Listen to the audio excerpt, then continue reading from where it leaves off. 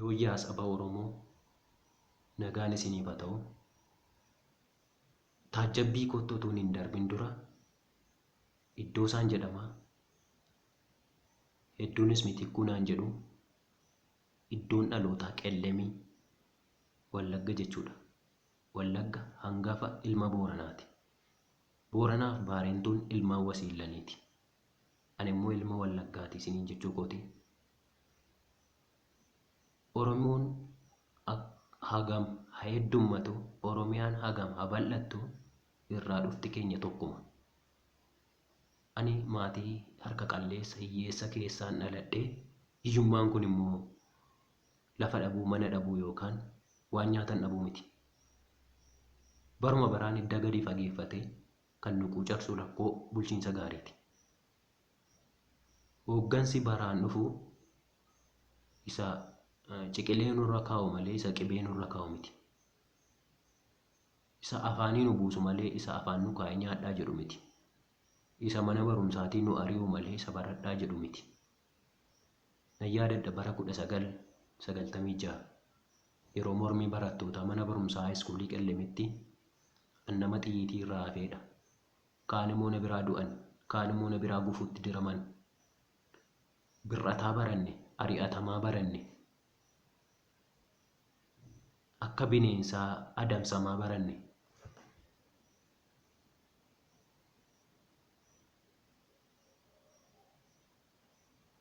Birmadummaadhaan, bilisummaadhaan barachuu, birmadummaadhaan hojjechuu hin dandeenye. Kun immoo rakkoo bulchiinsa gaarii irraan kan ka'edha. Haati koo akkas naan jetti al tokko tokko. Kan kanarraan dhufin mucaa koo jetti. Lakkaa isheen waan hedduu argiteeti. Seektaroota hawaasa tajaajilan yoo ilaalle, fakkeenyaaf waajjira daldalaa, ija tokkoon hawaasa tajaajiluun hin jiru. Suuqii wal fakkaataa guyyaa tokko baname tokko hamma maamilli si barutti jedhanii harkarra qabu. Tokko immoo har'uma dhufanii har'uma isa banee har'uma irratti cufu. Tilmaama galii gibiraa suuqii wal fakkaataa, suuqii nagada wal fakkaataa qabu, suuqii yeroo wal fakkaataa baname garuu tilmaama galii gibiraa yoo ilaallu baay'ee walirraa fagoodha. Kun ija wal qixaan hawaasa tajaajiluu dadhabuudha. Ganda yoo deemne, bulchiinsa magaalaa yoo deemne, zayitii isa ta'uu, sukkaara isa ta'uu, akka walitti dhufeenyaan, akka wal beekaniin wal gargaaru. Hawaasa kana wal qixxeetti tajaajiluun qaba jedhee namni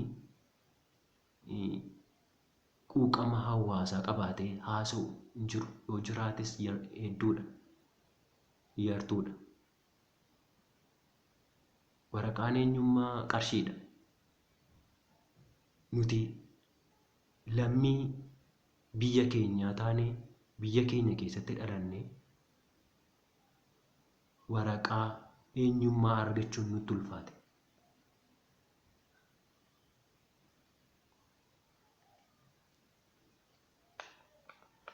Qacarriin muusinnaadha. GPS'n hin ilaalamu, dandeettiin hin ilaalamu, qormaatiin hin ilaalamu. Kana gaazexeessaan itti dhiyeenyaan ilaalu hin jiru. Inni muusinnaadhaan qacarame bor muusinnaadhaan qacaruutti fufa. Iftoomni hin jiru, haqi hin jiru. Antii muusinnaan kana sirreessuu malu ofiisaa iyyuu muusinnaa keessatti kufee jira. Siivil sarviisiin kana ilaaluu malu kanaaf yeroo kennee hin beeku. Warruma qacarame iyyuu abbaa manaa fi haadha manaa walitti fiduu hin danda'u. Godina adda addaa, aanaa adda addaa keessa taa'anii umurii isaanii fixu.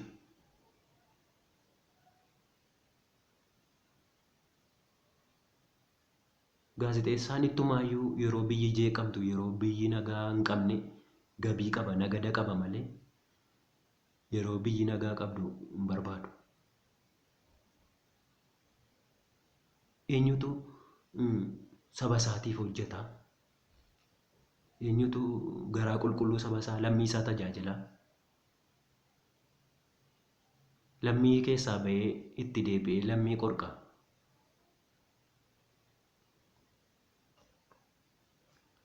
እኔ ባለቤቴ ጋር ብዙ ቦታ ጤና ላይ ተወዳድራለሁ፣ ግን ከባድ ነው ሁኔታው። የለም ደንዴቴ ሙሃማ ኬኛን ቀበን ምንድነው ባክግራውንዱ? ሙስና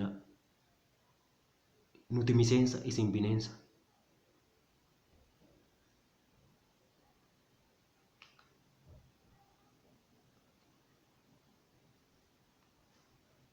ammoo keessuma bahanii nama dhiigni isaa wal make 50%, 40% isaan kanatu kondominiyeemii argachuu danda'a. Isaan kanatu kaabinee mootummaa ta'uu danda'a. Isaan kanatu carraa barumsaa argachuu danda'a.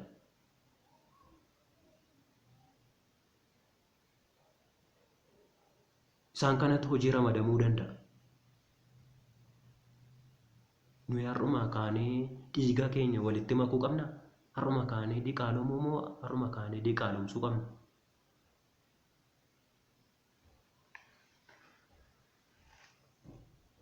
Kan biyya nu ajjeesaa jiru, kan nu miidhaa jiru vaayirasii koronaa miti. Isa sanitaayizerii hin qabne, isa maaksii hin qabne vaayirasii siyaasaatu nu ajjeesaa jira.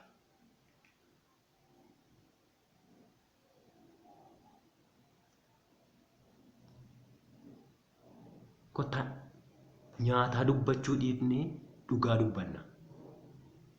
Akka godhannu haa godhani. Yoo duunes lafan siilessinu dhugaa dubbannee duuna.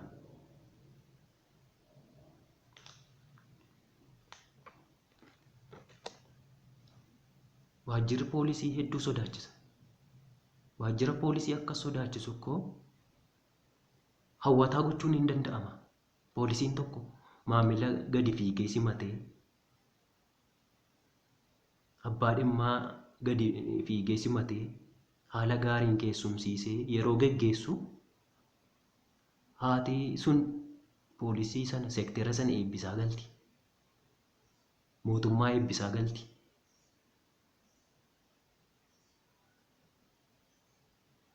Haqni yookaan dhugaan kan mul'atu dukkana keessatti hidhanii yookaan nyaara guuranii yookaan dhiitanii dararanii miti. Hawaasaa wajjin ta'anii yeroo itti kennanii ilaalanii ragaa qabatamaa ta'e irratti sassaabanii dhugaa mul'isuun hin danda'ama. Amma fakkeenyaaf ani yeroo tokko yeroo hidhame keessa waan an taajjabe nama ajjeette jedhamee waggaa 3 ol tumamee dararamee fincaan qabachuu dadhabee waggaa 3 booda namni nama ajjeese, nama du'e sana ajjeese diidarraa ragaa qabatamaa wajjin qabamee argamee dhiyaate. Inni lafa duwwaatti shakkiidhaan dararamaa, tumamaa, reebamaa ture immoo waan amanu dhabee hir'uu qaama isaa baattatee maatiitti gale. Kun rakkoo bulchiinsa gaariiti.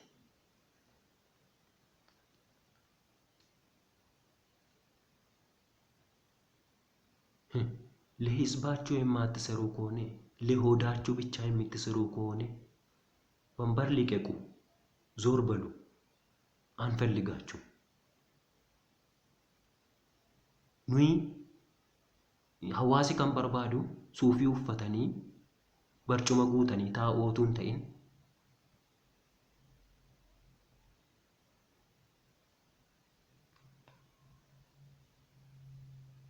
haala iftoomina qabuun uummata isaa tajaajilu.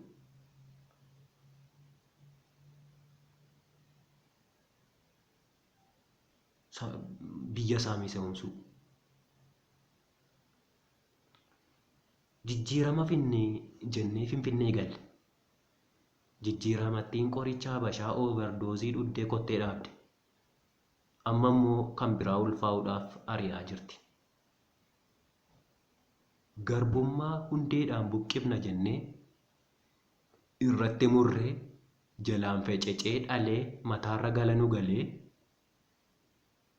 nu miidhaa jira.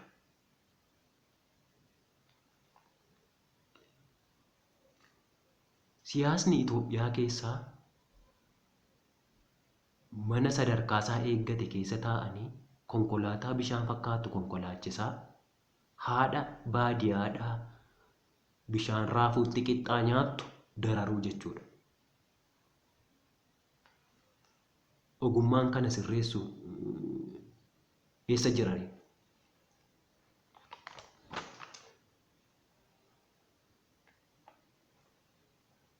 Namni gaafa taayitaatti dhufu maaliif madaa keenya, maaliif godaannisa keenya ni ilaalu, maaliif dagataa? Namni gaafa taayitaa argatu maaliif lafa dhufe dagataa? Maatii gidduudhaa dhufe maaf dagataa?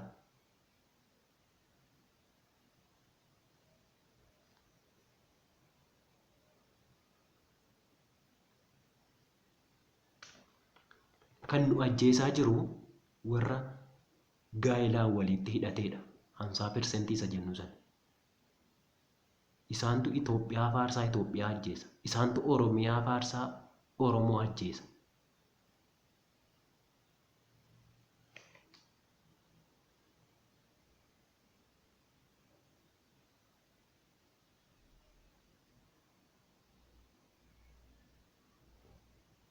Hidda essay hidda Oromoo hagana bal'atu hidda essay keessaa abbaa manaa dhabdeeti. Hidda essayiin keessaa haadha manaa dhabdeeti.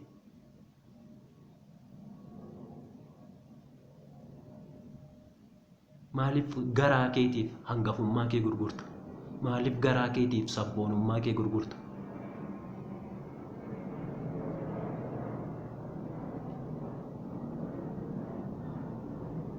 Mootummaan akka karaa deemaa tokkotti hawaasatti dhiyaatee rakkoo hawaasaa ilaaluu danda'u qaba. Bifa sarveelaansiitiin hawaasa gidduu deemee hanqina isaa ilaalee sirreessuu danda'u qaba. Malee gorsaa baay'isuun, ammaakaarii baay'isuun gaarummaa hin qabu. Hinaaffaan taayitaa waan jiruuf ammaakaariin yeroo hunda waan gaarii nama gorsu. Gorsaan yeroo hunda waan gaarii nama gorsu. Kan ammeenya nama gorsus jira. Kan mootii fudhatamu qabu taakkoo jala galchee karaarra gatus jira.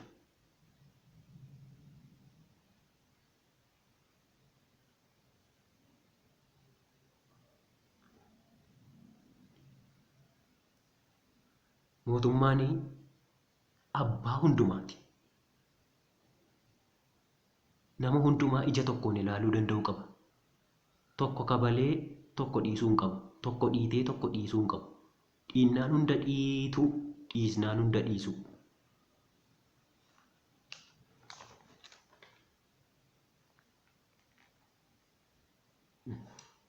Manni adabaa, manni sirreessaa manatti qajeelanii ba'aniidha malee mana nagadaa miti. Mana biizinesiitti hojjetan miti. Ergi mana biizinesii ta'eeti barataa yuunivarsiitii irraa ba'ee ijaaramee maaliif mana adabaan bana ture?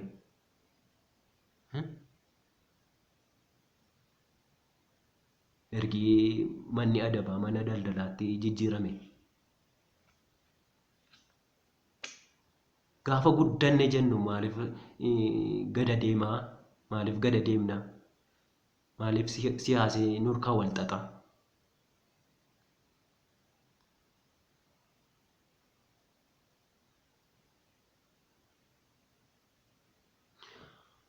Yeroo namni baay'een akkas naan jedhu, ati nama hafuuraati. Dhimma siyaasaa keessa maaltu si galchee? Kan biyya bulchuu, kan biyya hoogganuu nama waaqayyoo ta'edha macaafa qulqulluun. Ani gaheen koo wangeela lallabuu qofa jedhee biyya badaa jiru taa'ee ilaaluu hin qabu. Yoo danda'ame nagaa buusuu hin qaba. Yoo danda'ame siyaasa okkole kana sirreessuu danda'uu hin qaba. Siyaasa walxaxaa isa dhugaa dhossu, siyaasa isa dhiiga namaa dhangalaasisu hin ta'in malee siyaasa sirrii keessatti hirmaachuu danda'a namni waaqayyo. Namni mul'ataa biyyaaf barbaachisa. Namni waaqayyoo biyyaaf hin barbaachisa. Kanaaf na galcha jechuudha. Waa'een biyya kootii na galcha. Isaaniyyuu isaarraa akka qorichaatti nu luqqimsiisaa jiran kana wangeela keessa dhossanii fidani.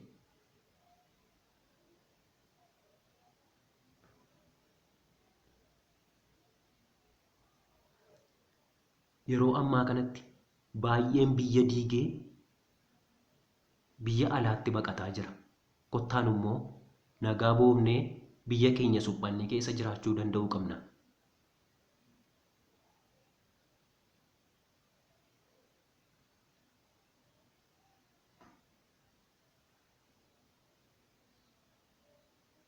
Namni mana amantaatti baqate tokko akka nama waaqayyotti baqateeti. Manni amantaa barcuma walqixa qabaachuu qaba. Manni amantaa ilaalcha walqixa qabaachuu danda'uu qaba.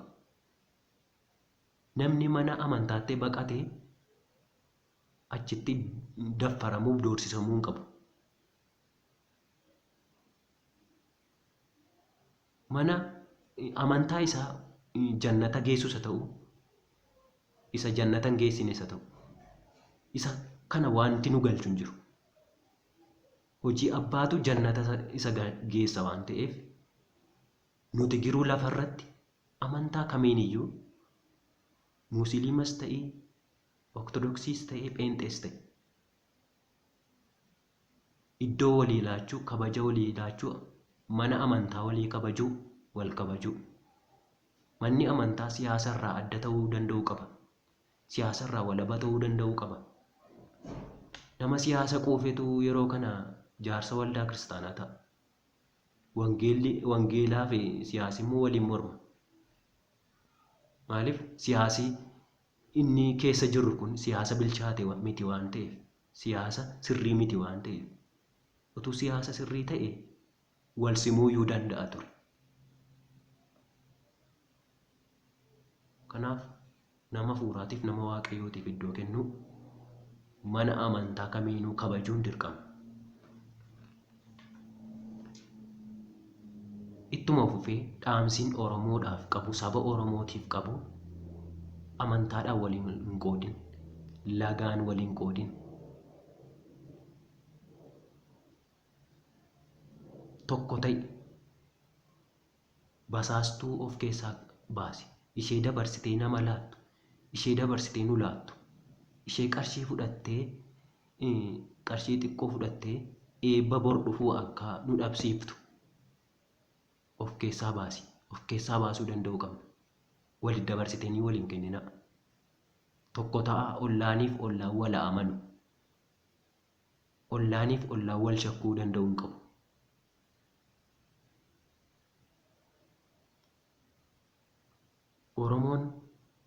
Oromiyaan yoo misoome Itoophiyaatu, Afrikaatu misoome. Oromiyaan nagaa yoo argatte Itoophiyaatu, Afrikaatu nagaa argate, nagaatti jiraata. Oromiyaa yoo misoomsine akka aortaa dhiiga raabsituutti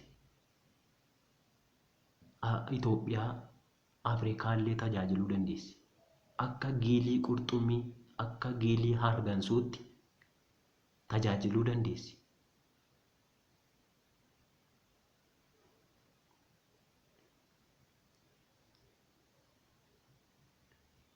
Namni saba kootiifanii qabsaa'aa jira jedhu waa'ee taayitaa yaaduu dhiisu. Waa'ee faayidaa, waa'ee bu'aa yaaduu dhiisu. taayitaansaa lammii isaati, saba isaati. Yoo danda'ame lammii isaa, saba isaa garbummaa jalaa baasu.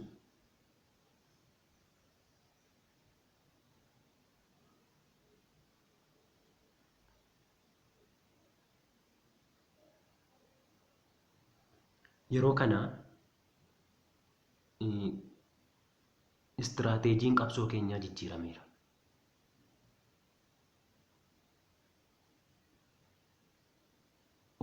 Sabni Oromoo yeroo kanatti akka hoolaa waraabessa lama gidduu jirtuuti. Qabsoo gufate, qabsoo booda deebi'e, qabsoo karaarraa maqe kana sirreessuuf immoo yoo sirrachuu dide immoo karaa haaraa, daandii haaraa baasuuf dirqama waraabessa tokko firoomfachuun dirqama.